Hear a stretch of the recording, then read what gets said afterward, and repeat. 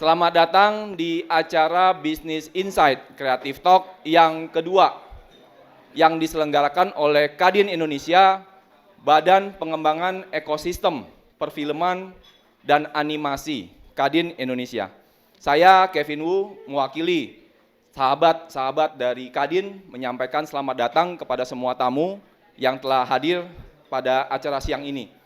Ini adalah acara yang akan rutin kita selenggarakan. Tujuannya adalah, sebelum kita mulai, selamat siang semuanya. Ya, lemes-lemes nih belum pada ngopi ya. Halo, selamat siang semuanya. Ya, sekali lagi ya terima kasih telah hadir. Acara hari ini terselenggara oleh Bappepan Kadin Indonesia bekerja sama dengan Business Insight dan didukung oleh Lazada. Boleh kita beri aplaus Bapak Ibu? Ya, kita juga beruntung ya kehadiran dari, tadi saya bilang nih harusnya nih Pak Ferry ya. Pak Ferry Kusnowo selaku Eksekutif Director Lazada Indonesia. Sebenarnya banyak pertanyaan dari teman-teman yang udah dititipkan nih Bu. Mudah-mudahan nanti Bu Utari siap-siap ya menjawab pertanyaan yang luar biasa nih. Baik, kita undang dulu narasumber kita yang pertama, yaitu, saya mesti lihat contekan nih, ini banyak banget title-nya. Bapak Edwin Nasir, saat ini menjabat sebagai Chairman The Association of Indonesian Film Producer atau APROFI. Dan monggo Pak, silakan Pak. Saya bacakan sedikit juga tentang profil beliau. Beliau selaku, monggo Pak, bebas, feel free. Kita ini launch ya. Kemudian selain sebagai ketua asosiasi, beliau juga sebagai program director di Indonesian Contemporary Art and Design ya, ICAD sampai hari ini sejak tahun 2010. Kemudian managing editor di satulingkar.com sampai hari ini sejak tahun 2011.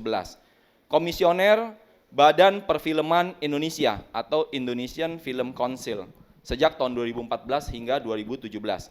Chief Operating Officer di Polmark Indonesia tahun 2010 hingga 2012. Senior Input Editor di Astro Awani. Dan tadi saya dengar juga kisi-kisi pernah jadi di ECTI katanya. Pantesan wajahnya kok kayaknya familiar gitu ya. Beliau di ECTI dari tahun 2000 sampai 2006. Sekali lagi kita beri aplaus Bapak Erwin Nasir. Narasumber kita yang kedua mewakili Lazada Indonesia ya. Kita awalnya mengundang Bapak Ferry Kusnowo, kemudian beliau berhalangan diwakilkan oleh Ibu Astrid Utari. Silakan Bu. Beliau adalah menjabat VP Head of Marketing Solution hari ini sejak tahun 2018. Pernah juga di Hafaz Media Indonesia 4 tahun di sana. Kemudian pernah juga di Associate Media Planning Director di Hafaz Media sejak tahun 2012 hingga 2014. Planning Manager di MPG tahun 2009 sampai 2012. Planning Manager di Inisiatif ya Bu ya. Inisiatif tahun 2002 hingga 2006. Kemudian pernah ngajar nih ya Bu ya. Junior English Teacher. Jadi you must speak in English ya. Kalau mau nanya something ya sama Ibu ya. Oke, di ILP ya Bu ya. Di ILP ya sejak tahun 2001 hingga 2002. Kemudian account eksekutif di PT atau News Music Magazine. Mari kita beri aplaus sekali lagi buat Ibu Astrid Utari ya. Kemudian narasumber kita yang ketiga, beliau adalah juga sahabat kami di Kadin Indonesia, Bapak Robert Roni ya. Monggo Pak, beliau adalah CEO dari Paragon Picture sejak tahun 2019 hingga saat ini. Kemudian juga Director di Legacy Picture sejak tahun 2014 hingga saat ini. Director di Red Ribbon Picture sejak tahun 2006 hingga 2019. Investor, nah siap-siapin proposal ya. Ya, intern di When Night Turn Today. Kemudian pernah supervising producer dan division head di MNC Picture, Pak ya. Kemudian juga pernah jadi produser RCTI. Nah, jadi pernah kerjasama nih harusnya nih ya. Di tahun 2004 hingga 2007, Creative Writer and Associate Producer di Trans TV 2000 hingga 2004, Account Manager di Procter and Gamble Indonesia 99 hingga 2000. Beri aplaus Bapak Robert Roni. Jadi pengalamannya luar biasa nih ya, melanglang keliling. Kemudian kita juga undang narasumber kita, ya beliau ini dikenal sebagai artis dan juga banyak sekali, saya izinkan nanti kita bacakan profilnya, Ibu Nazira C. Nur. Silakan Bu, waktu dan tempat kita persilakan. Mungkin bocoran juga, beliau adalah salah satu narasumber yang paling rajin Bapak Ibu. Ya. Jadi acara kita hari ini, beliau ternyata kemarin sudah datang nih survei lokasi nih. Wah. Serius jadi beliau. Maksudnya salah tanggal gitu ya. Jadi beliau adalah General Manager di Business Development ASRI ya Bu ya. Di ASRI Agung Sedayu Group. Kemudian Head of Lifestyle Marketing dan Special Project, kemudian CEO and Co-founder di Poplis Publish ya Bu ya, sejak tahun 2006 hingga hari ini. Kemudian CEO Slate ID 2016 hingga 2018, Event Manager Consumer Engagement di Philip Morris International, tadi sahabatnya Pak Yovan nih ya, di HM Sampurna sejak tahun 2014 hingga 2016. Dan yang juga pernah di Corporate Public Relation and Head of Promotion and Media Relation di OPCO Indonesia 2011 hingga 2014. Director and Writer di Walking Girls Feature Documenter atau Kaliana Sira, ya Bu ya, tahun 2010 hingga 2013. Promotion Manager and Public Relation di Future 10 Production 2009 hingga 2011. Advanced Course Department Graduate Relation Manager di Asia Works Indonesia tahun 2003 hingga 2009. Mari kita beri aplaus sekali lagi buat narasumber kita, Ibu Nazira C. Nur. Bapak Ibu, topik hari ini sudah dibuka oleh tadi 3 pembicara kita ya. Ini adalah lingkup industri kreatif yang kita tahu sekarang menjadi lokomotif ekonomi Indonesia dan di berbagai negara. Oleh karena itu menjadi pertanyaan penting nih, tadi sudah dibuka sama Pak Erik Hidayat. Sebenarnya pertanyaan kuncinya adalah bagaimana mengoptimalkan strategi pemasaran dan digital di era hari ini khususnya di industri kreatif. Oleh karena itu kita minta dulu tanggapan dari narasumber kita yang pertama. Mic-nya boleh? Ya. Siap. Monggo Pak, silakan. Dari sebelah sana? Oh enggak, dari Bapak. Silakan Pak. Mati mic coba, mungkin dari sana nyala. Biasa nih kalau orang anchor gini nih, kalau anchor news ya. Silakan Pak. Pertanyaannya apa Mas? Udah panjang lebar. Saya grogi diliatin Pak Eri soalnya. Pertanyaannya, di tengah kondisi sekarang nih ekonomi kreatif lagi booming Pak katanya Pak. Justru di tengah booming ini kan terjadi hyper kompetitif ya. Sedangkan tadi udah kasih contoh bahwa Pak Erik melakukan investment untuk promosi, udah ceburin sekian rupiah, tapi nggak berdampak nih. Pertanyaannya gimana sih di tengah kondisi ini untuk industri kreatif ini melakukan strategi marketing dan juga digitalnya Pak? Monggo, silakan. Selamat sore semuanya, Kang Triawan, Pak Erhi, Pak Riki, Ibu Bapak semua. Jadi industri film pasca pandemi itu reboundnya sangat manis ya. Sebelum pandemi kan memang lagi bagus-bagusnya industri film 2018-2019 penonton sampai 51,2, kemudian 51,9 di 2019. 2020 awalnya diprediksi akan semakin tinggi, tapi kemudian pandemi datang. 2020, 2021, kemudian di 2022 ternyata justru ada 2 pecah rekor.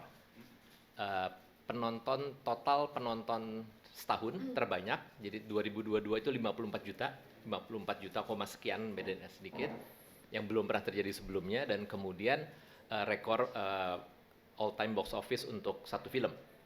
yaitu KKN karena dia keluarkan yang extended versionnya itu sampai 10 juta. Jadi 2022 itu memang tahun yang manis buat industri film. Nah, kalau terkait dengan promosi digital marketing terutama ya, memang itu pasti akan selalu jadi tantangan. Jadi sebenarnya mungkin nanti saya lempar Bubu yang bisa menjelaskan lebih banyak atau mungkin Mas Ropron. Karena gini, dalam ekosistem industri perfilman sebenarnya ada satu mata rantai yang di Indonesia belum berfungsi optimal. Jadi dari produksi itu harusnya ada distribusi, kemudian baru ke eksibisi, yaitu ke bioskop atau ke digital platform. Dari eksibisi baru ke apresiasi, ke pendidikan dan balik lagi ke produksi. Jadi ada satu mata rantai yaitu distribusi yang sebenarnya bertugasnya sedikit banyak mengurusi promosi, distribusi dan promosi. Nah, mata rantai itu yang memang belum terlalu banyak yang terjun di situ di Indonesia, sehingga fungsi promosi itu masih dihandle oleh teman-teman produksi. Jadi produser seperti saya, seperti Mas Roni itu merangkap menjadi ahli marketing juga, mau tidak mau begitu ya. Nah itu yang masih menjadi tantangan walaupun belakangan sudah cukup banyak rumah produksi yang menjalankan fungsi sebagai distribusi. Jadi menjadi sebuah studio, tidak semuanya produksi dibuat oleh mereka, tapi kemudian bekerja sama dengan rumah produksi lain, mereka yang mengurusi distribusinya. Nah, dengan jumlah penonton yang semakin tinggi dan potensi perkembangan penonton yang juga masih terbuka lebar, karena kalau 54 juta itu untuk 270 juta penduduk sebenarnya masih kecil sekali angkanya, masih 1/5 ya, kurang dari 1/5 bahkan. Kalau negara maju kayak Pak Riki tadi sebut Korea Selatan gitu ya, Korea Selatan penonton film lokalnya setahun bisa 200 juta, penduduknya 50 juta sekian, artinya setahun nonton 4 kali kalau dirata-ratakan. Kita 1/5-nya, jadi 4 tahun sekali kita baru ke bioskop. Jadi bapak-bapak, ibu-ibu sekalian mengajak, mari kita ke bioskop gitu ya. Mulai hari Kamis, boleh hari apa aja gitu, untuk nonton film Indonesia yang pasti ya. Nah kalau misalnya artinya 54 juta itu masih punya potensi yang begitu besar untuk berkembang. Nah dengan potensi itu artinya rumah-rumah produksi yang akan nantinya bergerak menjadi studio juga pasti akan semakin banyak. Karena itu nanti peran-peran seperti Mbak Bubu gitu ya pasti akan sangat dicari-cari. Seperti tahun ini, setiap tahun aja belakangan kan udah berapa judul? 12 tahun, sebulan sekali gitu. Berikutnya pasti akan lebih banyak lagi. Nah, saya udah kepanjangan, mau potong dulu. Oh iya, nah kaitan dengan digital marketing tadi memang balik lagi jadi selalu menjadi tantangan buat teman-teman di produksi, teman-teman produser yang mau merilis filmnya. Yang pasti yang kami rasakan adalah tadi Pak Riki juga sudah sebut, semua menjadi serba cepat, lebih instan mungkin gitu ya. Jadi kalau apa yang kami promosikan hari ini bisa jadi dampaknya besok udah kerasa. Itu yang dulu tidak terjadi karena masih kita pakai konvensional, talk show di TV baru mungkin efeknya baru besoknya. Nah, kalau sekarang itu udah cepat, tapi sekarang dengan digital jauh lebih cepat lagi. Bisa hari ini pembahasan, malamnya langsung efek ke penonton. Semua serba cepat, tapi di satu sisi semua juga masuk ke situ sehingga kreativitas yang dibutuhkan teman-teman juga harus semakin tinggi untuk membuat konten yang menarik. Mas ya. Baik, ini baru pembuka nih, nyentil dikit dulu nih ya, kupasnya tipis-tipis ya. Baik, narasumber yang kedua, kita mau mendengarkan satu insight. Menurut saya ini menjadi peran yang sangat penting ketika kita melihat data ya, di tengah pandemi justru platform-platform e-commerce dalam hal ini termasuk Lazada ini memain peran penting dalam menopang industri kreatif di tanah air. Nah kita mau tahu juga nih setelah pasca pandemi sebenarnya bagi teman-teman yang pelaku UMKM dan industri kreatif khususnya ya, saya melihat data nanti mungkin dikoreksi kalau salah, termasuk produk-produk tertinggi seperti fashion ya Bu ya, kemudian tadi kecantikan, kosmetik, lalu food and beverage ya, ini menjadi satu tulang punggung nih e-commerce, dan dalam hal ini adalah Lazada. Dan kita mau dengar nih, sebenarnya apa sih secret recipe-nya? Strategi bertahan dan bagaimana agar tetap bukan hanya survive, Bu. Banyak sekarang pelaku usaha kita ini bahkan untuk survive aja susah, Pak. Nah, kita mau tahu nih tips dari Lazada bagaimana para pelaku industri kreatif ini bukan hanya survive tapi bisa sukses di tahun mendatang. Monggo, Bu. Ya, thank you. Jadi sebenarnya gini ya, tadi kan juga dibahas dikit apa tadi Pak Riki, Pak Triawan, kita semua juga, saya sendiri juga 15 tahun lebih kemarin di advertising dan agak frustrated juga sama data ya, karena data itu aja gitu kan, nggak bisa didik. Makanya waktu ada opportunity masuk Lazada, saya juga penasaran dan saya juga ingin sekali kerjasama dengan itu tadi, bukan sama brandnya tapi lebih dengan UMKM dan marketplace seller gitu. Dan memang 1 tahun terakhir saya juga fokus nih, apalagi terutama sejak setelah pandemi, kita juga kan pertumbuhan seller yang juga mulai berjualan e-commerce dan juga bayarnya itu kan juga semakin meningkat ya pas pandemi. Nah, sesudah pandemi memang mereka juga melihat bahwa oh kok sekarang karena orang ada juga pada jualan offline gitu, apa saya harus berhenti jualan online gitu kan? Apakah memang kok udah mulai ini ya udah mulai slow nih penjualan. Nah, yang tadi kan juga Mas Marun juga kan bilang ya bahwa karena sekarang semua dengan digital semua cepat. Si penjual-penjual ini pun kadang-kadang juga menginginkan oh kalau udah jualan di e-commerce, oh udah nih buka toko apa segala semuanya udah pasti ada jualan. Tapi kan itu tadi sama kayak tadi di industri apapun, kompetisi semakin tinggi, semakin mereka pun harus punya strategi pemasaran yang tepat gitu kan. Nah, ini juga yang dari bertahun-tahun gitu ya yang Lazada selalu lakukan tuh juga selalu edukasi seller itu tidak hanya tidak hanya dari segi ya gimana jualan pakai dandanin tokonya atau apa, tapi kan juga termasuk strategi pemasaran.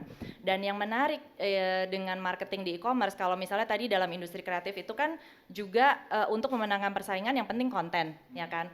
Kalau dalam industri e-commerce kan itu juga penting juga produknya, ya. Jadi jangan cuma oh ya udah nih saya udah buka toko, saya udah saya punya budget iklan segini, tapi kok jualannya nggak ini sih, ini pasti iklannya sama Lazada nggak ini nih, nggak bagus nih gitu kan, loh jualannya apa Pak gitu kan.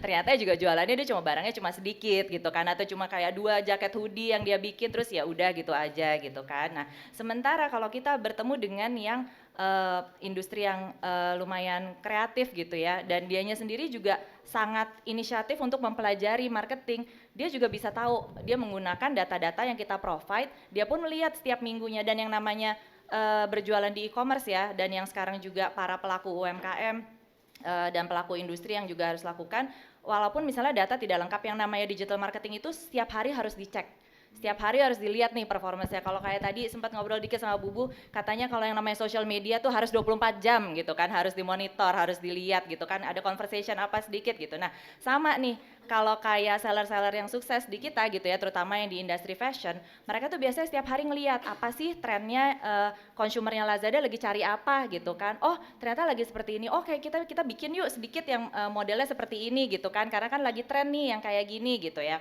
Terus atau misalnya mereka juga lihat, oh ternyata kalau yang di daerah misalnya Jabodetabek nih, karena lagi sering musim hujan nih, sepatu yang modelnya boots atau apa lagi tren nih. Oke deh, kita kalau gitu besok produksi atau misalnya kita banyak tampilin iklan yang seperti ini gitu. Jadi dengan melihat data, tahu bahwa konsumernya mencari apa gitu, itu yang paling penting. Karena yang namanya digital marketing itu tidak ada one size fits all tuh nggak ada gitu ya. Sama kayak misalnya memasarkan film horor versus memasarkan film anak-anak kan juga pasti kan nggak sama. Between satu film anak dengan yang lain pun juga tidak sama. Sama kayak di Lazada, antara seller fashion yang satu dengan yang lain, mereka tuh harus benar-benar tahu, oh kalau yang pembeli kita nih kayaknya dia lebih seneng ngelihatnya baju-bajunya kita tampilin dalam live streaming misalnya gitu.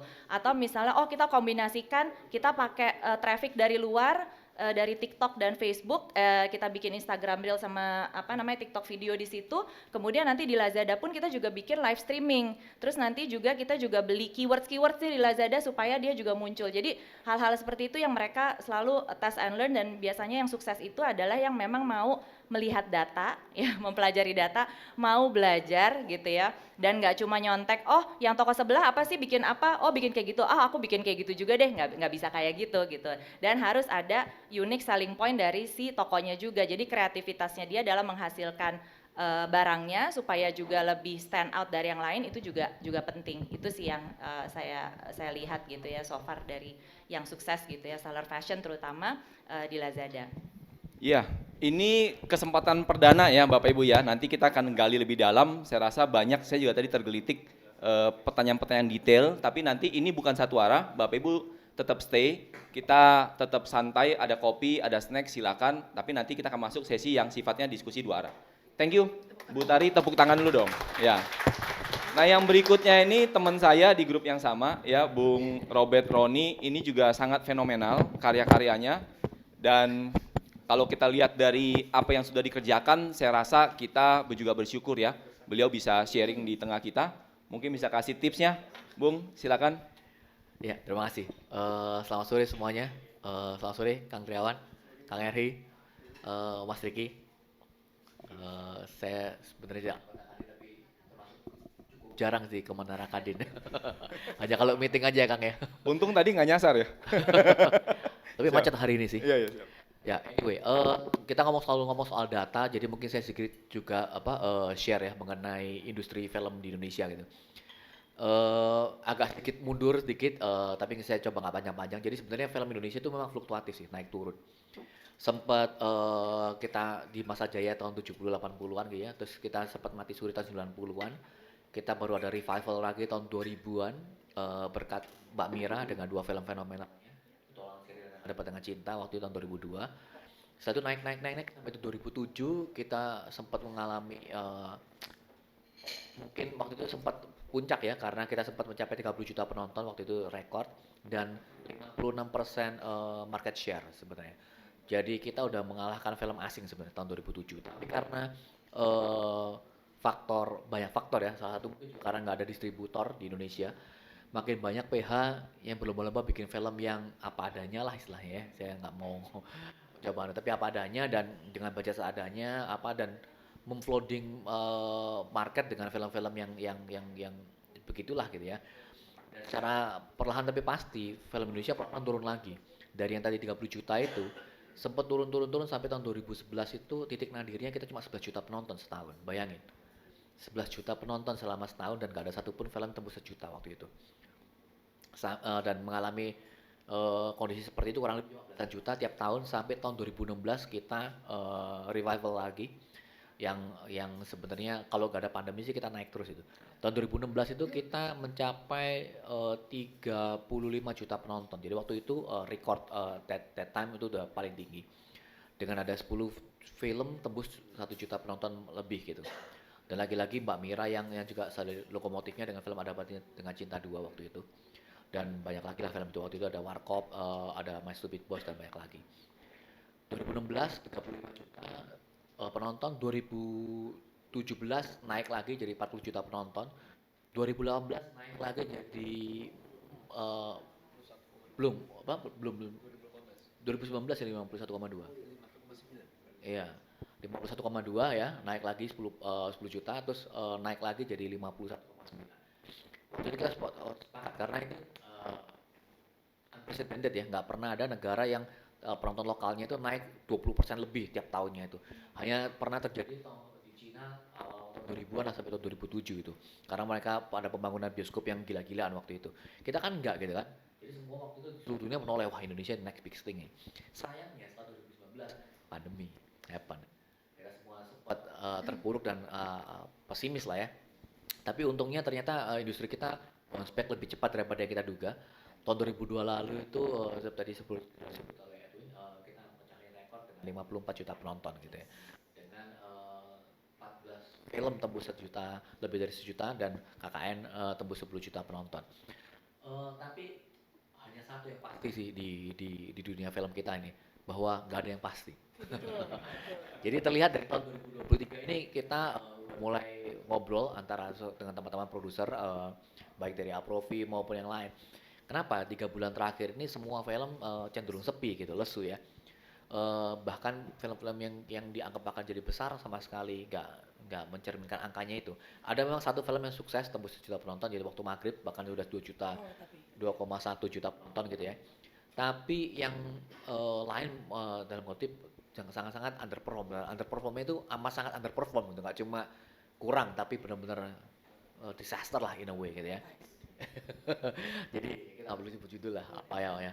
Kadang ada beberapa judul juga. Tapi itu bikin kita mencoba untuk mengevaluasi lagi sih kita teman-teman produser apa yang terjadi gitu ya. Sempat ada omongan sekarang yang laku cuma horor. Waktu itu kita sempat menganalisa kenapa sih penonton Indonesia suka dengan horor gitu ya. Selain memang kultur kita sangat percaya dengan klinik dan supernatural, tapi beside that pada waktu kita pandemi itu kita kan harus di rumah nonton banyak OTT segala macam.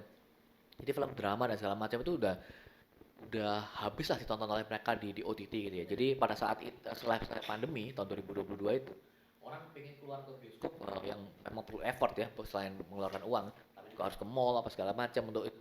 Mereka memang mencari sesuatu yang istilahnya mau roller coaster lah, mau ride ya, something yang kayak kalau kita ngomong apa film seperti apa theme park gitu ya. Ya amusement park ya, Scorsese banget istilah itu. Tapi that's what happened gitu. Apalagi penonton kita nggak bisa dipungkiri bahwa mayoritas penonton film bioskop di Indonesia adalah anak muda gitu. Jadi mereka cuma pengen rame-rame aja. Masalah bagus apa enggak itu masalah kedua sebenarnya. Mereka pengen teriak-teriak bareng-bareng aja. Ya. Film drama ada yang laku juga, meskipun outlier lah ya, nggak banyak ya. Yang bisa langsung saya sebut tahun lalu itu Kukira Kau Rumah, Miracle Number 7, Ngeri-Ngeri Sedap. Tiga itu aja yang drama yang laku gitu. Dari sekian puluh gitu ya. Jadi memang outlier lah. Tapi horor sisanya horor mayoritas laku gitu. Yang nggak tembus sejuta pun yang budgetnya pas-pasan tapi nggak tembus sejuta pun juga banyak gitu. Yang 800.000, 500.000, 600.000 gitu. Jadi akhirnya semua belum pada bikin film horor dan tahun ini hampir tiap minggu ada film horor satu minimal. Minggu ini ada 2 bahkan. Dan setiap minggu ada 2 kurang lebih. Jadi kalau menurut saya dan teman-teman produser yang lain, tren horor ini pasti akan mengalami kejenuhan lagi sih, pasti karena terlalu saturated udah terlalu banyak film horor gitu dan terlihat bahwa OTT pun sekarang nggak mau ngambil film horor juga kecuali yang benar-benar sukses gitu karena ya bosen lah ya selalu the same thing gitu. Nah akhirnya dalam konteks yang itu digital marketing, so next gitu kan. Ya memang kita harus tetap membuat film yang bagus sudah pasti. Dan saya percaya bahwa diversifikasi genre tetap masih perlu sih. Satu tantangan terbesar di Indonesia itu genre di Indonesia itu nggak banyak, either horror, romance atau drama. Komedi sekarang juga jarang ya, komedi lah tapi masih ada jalan. Di luar itu nggak ada. Thriller kita hampir nggak ada. Superhero udah dicoba susah. Action hampir nggak ada. Terakhir action kapan sih? The Raid. Exactly. Dan cuma 1,8. Ada alasannya juga. Jadi maksudnya setiap kali ditanya orang tanya bikin film apa? Saya sih bikin film perang yang akbar atau film action. Tapi tetap aja kendalanya satu, budget sih. Dan nggak ada justifikasi untuk membuat film-film seperti itu karena data menunjukkan bahwa nggak ada penonton untuk film-film seperti itu gitu loh. Kalau orang nonton film action mending nonton film Hollywood atau sekarang film Korea gitu yang banyak actionnya juga gitu. Dan balik soal data, memang ini kan selalu dipertanyakan ya, kenapa sih kok nggak ada data penonton segala macam? Ya untungnya saat ini nggak tahu kalau Kang Erik dan Pak Triawan tahu juga sebenarnya ada satu apps produksi Indonesia, Cinepoint namanya, yang dari dia ini aslinya penggiat box office penonton film gitu ya, bicara box office namanya Mas Sigit gitu, dan dia kerja di BUMN sebenarnya. Kita sempat tanya ini orang data apa enggak, ternyata dia melakukan itu hanya hobi gitu. Akhirnya movie buff akhirnya dia dengan berbagai bantuan segala macam dia berhasil menciptakan sebuah app ini namanya Cinepoint yang untuk men-tracking jumlah penonton film-film Indonesia maupun film Hollywood yang di Indonesia saat ini ya. Lumayan tapi mungkin karena kurang dana jadi nggak terlalu berkembang, apalagi sempat ada pandemi gitu ya, terpotong 2 tahun ini. Tapi saya juga termasuk pengguna aktifnya Cinepoint ini, boleh dicek nanti apps-nya ini termasuk yang oke. Paling nggak bisa tahu bahwa berapa sih penonton film A, film B segala macam gitu. Kalau selama ini kita mengecek jumlah penonton itu dari filmindonesia.org.id gitu ya. Tapi kan mereka hanya seminggu 2 kali. Sementara Cinepoint ini cita-citanya mereka bisa tiap hari update sih saat itu. Ya, nggak sampai real time sih, Mas. Nggak. Kecuali di invest. Ya, Kecuali ada investor. ya kecuali nanti bisa ada investor lagi gitu ya. Dan saya dengar sih mereka selalu masih mencari sih. Dan saya selalu mendukung mereka lah istilahnya. Mereka selalu mendukung sih untuk cari investor karena menurut saya penting banget memang kita supaya tahu film apa, laku di mana, dan penontonnya siapa aja, profil segala macam. Itu menurut saya juga penting. Tapi ya itu tantangan di kita sebagai produser film untuk marketing memang sayangnya karena kita nggak ada distributor. Akhirnya kita juga coba untuk memahami gimana sih sebenarnya marketing film gitu ya. Dan saat ini kita selalu bekerja sama dengan pihak luar seperti misalnya bersama dengan Bubu juga. Kita juga punya tim in-house sekarang di sini. Cuma tetap aja kita selalu kayak meraba-raba karena apa? Kita hanya bisa menebak karena selera penonton selalu berubah ya pasti gitu ya. Dan setelah pandemi ini benar-benar berubah banget sih. Dan bukan hanya saya gitu ya, saya sempat ngobrol juga dengan beberapa produser senior. Selera penonton itu berubahnya sampai kadang-kadang orang mau bikin film apa lagi juga nggak tahu gitu. Contohnya ada satu PH yang selama ini sukses gitu ya. Mereka hingga saat ini 2 tahun ini nggak ada satu pun film yang tembus 1 juta. Mereka juga bingung kenapa gitu. Dan jujur aja saya juga nggak bisa menjawab karena digital marketing jelas lebih efektif daripada marketing yang lain. Karena setahu saya marketing billboard apa nggak tahu, correct me if I'm wrong ya, udah nggak terlalu jalan gitu ya. Promosi di TV juga udah nggak jalan gitu untuk film ya, untuk film. Kalau untuk yang lain mungkin jalan, tapi untuk film promosi TV udah nggak jalan, promosi billboard udah nggak jalan, media cetak apa lagi gitu kan, hanya digital marketing. Cuma ini satu yang selalu saya sempat ngobrol bahkan waktu saya masih zaman kuliah di film ya di New York, itu saya sempat ngobrol-ngobrol dengan timnya Universal Studio. Mereka waktu itu lagi mau rilis film judulnya Scott Pilgrim versus the World, kalau masih ingat gitu. Scott Pilgrim versus the World, filmnya Edgar Wright. Jadi waktu itu mereka bilang karena film ini budgetnya nggak terlalu besar, mereka pingin waktu itu ya tahun 2011-an lah itu. Mereka pingin coba tuh hal yang baru. Mereka promosi murni cuma digital doang waktu itu gitu kan. Dan hasilnya waktu itu ternyata menurut mereka KPI-nya dianggap berhasil karena selama 2 minggu berturut-turut jadi trending topic di Twitter dan berbagai macam media sosial. Tapi ternyata hasil opening weekend-nya nggak seperti yang mereka bayangkan karena cuma dapat 13 juta dolar waktu itu. Jadi ini berlaku juga buat Indonesia. Membuat orang tahu bahwa film kita ada is one thing. Tapi bikin penonton mau datang ke bioskop nonton film kita is another thing. Jadi supaya orang tahu film kita dan pengen nonton, nah itu masih belum kita tahu caranya. Jadi kita bisa memflooding semua sosial media dan segala macam dengan segala macam cara gitu ya. Dan katanya sekarang ini paling efektif lewat TikTok untuk promosi film sebenarnya. Tapi algoritmanya nggak bisa dimanipulasi katanya kan. That's the hardest thing gitu TikTok ini. Barang barulah buat kita TikTok nih. Kalau Instagram, Twitter, Facebook, YouTube katanya masih bisa dengan ads masih bisa disupport gitu ya. Tapi TikTok somehow is a little bit different gitu. Tapi again, memflooding semua sosial media platform ini dengan konten film kita is one thing gitu ya yang bisa kita lakukan. Tapi bikin orang pengen nonton film kita is another thing. Dan itu challenge kita bersama dan kita perlu lebih banyak data dan perlu lebih banyak riset sih untuk itu. Kurang lebih itu dulu. Siap. Terima kasih Bung Robert Roni, kita beri aplaus. Ya, ada benang merah ya tadi antara produser film sama platform digital bahwa segala sesuatu ini di dunia digital ini sangat cepat, instan, tren, segala sesuatu itu kita mesti baca data ya untuk bisa memutuskan langkah berikutnya. Lalu effort luar biasa di digital tadi ada satu kata masih lebih efektif dibandingkan konvensional marketing, betul ya Bung? Kemudian jangan lupa memberitahu orang produk kita baik di dunia digital itu satu effort, tapi jangan lupa kualitas produk tadi juga sudah disampaikan sama Ibu ya. Jangan asal jual, tapi produk kita ternyata nggak bagus juga gitu ya. Saya rasa ini mungkin kesimpulan awal yang kita bisa garis bawahi dulu sebelum Ibu akan bicara. Tadi kayak rasanya ketika Bung Roni ngomong aja beliau udah ngasih tips banyak tuh ya. Jadi saya juga seneng banget nih. Yoi. Jadi kayaknya penasaran juga nih. Silakan waktu dan tempat untuk Mbak Nazira. Silakan. Terima kasih. Halo Ibu ya. Bu. Halo Silakan. Kang Triawan, Mas Heri, Pak Riki dan semua kakak-kakak dan mbak-mbak, mas-mas. Tadi aku setuju banget dengan Pak Riki tentang data. Ketika kita membicarakan mengenai digital marketing, Bible kita cuma satu kok, kiblat kita data. Mau kita suka data atau suka angka ataupun tidak, we have to embrace data. Itu udah nomor satu. Kebetulan juga ini tahun ke-6 aku menjadi ketua komite komunikasi FFI.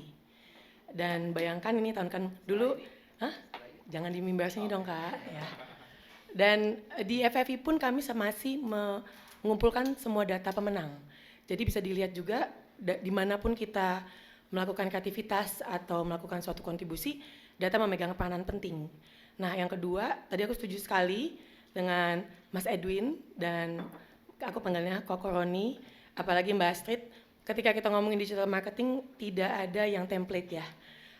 Kebetulan aku sudah, tadi sempat bisik-bisik, baru disadari kalau aku sudah mengerjakan hampir 57 film. Dan itu, terima kasih Pak, terima kasih Kang. Tapi yang bikin luar biasa adalah dari 57 film, aku pernah beberapa kali kerja dengan Mbak Mira, udah sering dengan Bang Joko, yang dimana mereka masternya lah ya untuk promosi. Mereka selalu bilang tidak ada yang template. Kalau ditanya promosi marketing tuh kayak gimana sih buat film? Tidak ada, memang tidak ada formula. Can you imagine setelah kita sebagai pelaku di lapangan terjun sendiri melakukan bermacam-macam genre, mau itu horror, box office, yang flop atau drama atau apapun, kita tidak pernah tahu formulanya, itu satu. Dan yang kedua adalah ketika kita ngomongin film horror pun itu macam-macam gitu. Kayak aku kebetulan pernah memegang Perempuan Tanah Jahanam dan juga Pengabdi Setan 2. Dua-duanya film Joko Anwar, dua-duanya box office. Tapi apakah kita melakukan campaign yang sama? Tentu tidak.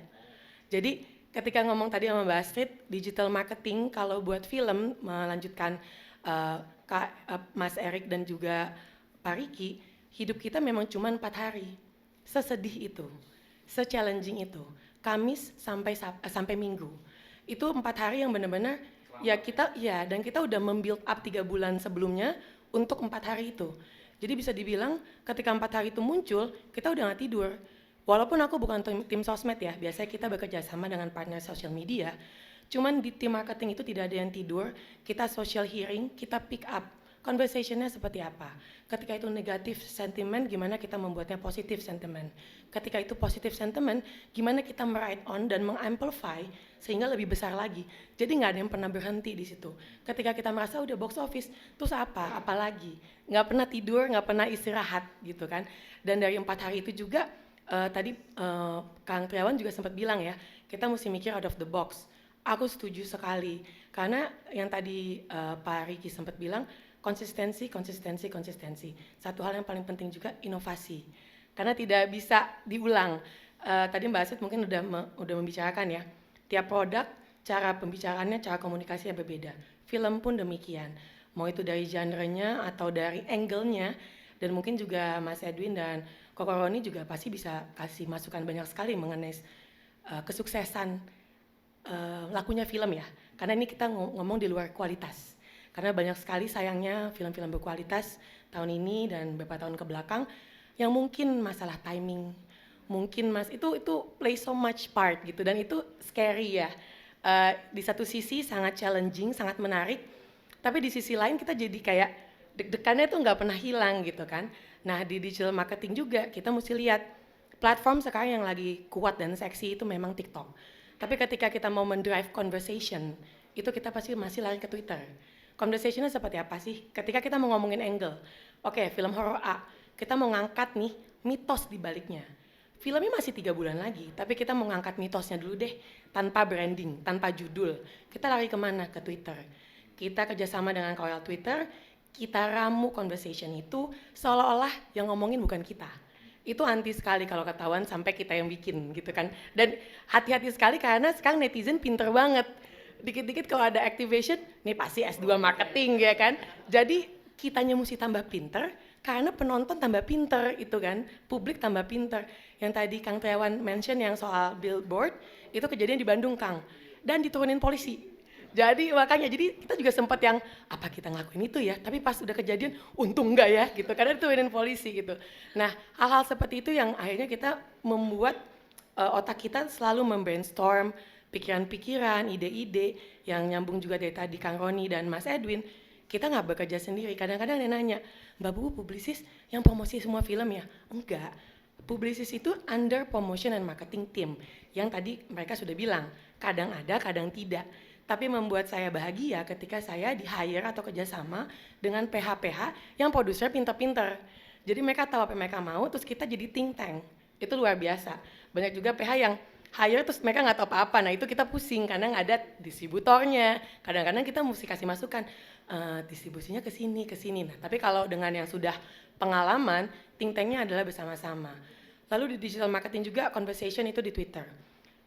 Instagram buat apa? Validasi. yang cakep-cakep deh. Ketika kita mau kasih lihat sebuah film, ketika kita mempromosikan, the first look itu sangat-sangat penting. Aku kebetulan memang udah sering banget kerja sama Bang Joko sama Reza Radian, mereka kan udah OCD, perfeksionis, udah gitu excellence banget ya. Hal kecil typo aja atau salah dikit aja tuh mesti nggak boleh gitu. Jadi sesuatu yang kita keluarkan dari sebuah film itu akan nempel. Jadi kadang-kadang tuh first look udah kita keluarin aja, nggak bisa gitu. Kita mesti bertanggung jawab, first look ini kita mau keluarin untuk apa? Dan apakah ini bisa kita tanggung jawabkan sebelumnya? Let's say misalnya contoh, kita mengeluarkan sebuah trailer, udah tahu ada bintang besar, si A deh. Tapi kita tahu nih, di film si A tuh cuma dikit mainnya. Apakah benar kalau kita memunculkan si A di trailer? Bisa juga, dan itu pernah terjadi di film Hollywood yang lagi heboh kemarin, bukan Scream, apa ya? Halloween. Halloween itu sempat heboh kemarin promonya di YouTube. Karena trailer dan film itu berbeda. Jadi orang nonton trailernya, oh gue mau nonton filmnya. Pas udah nonton filmnya, kok nggak kayak trailernya ya? Nah, itu bisa jadi bumerang. Kembali ke objektif kita masing-masing. Apakah kita mau ngambil resiko?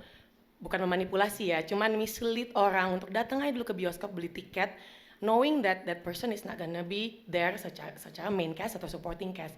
Nah, sometimes hal-hal yang kita lakukan mesti bertanggungjawabkan. Nah, Instagram itu untuk validasi.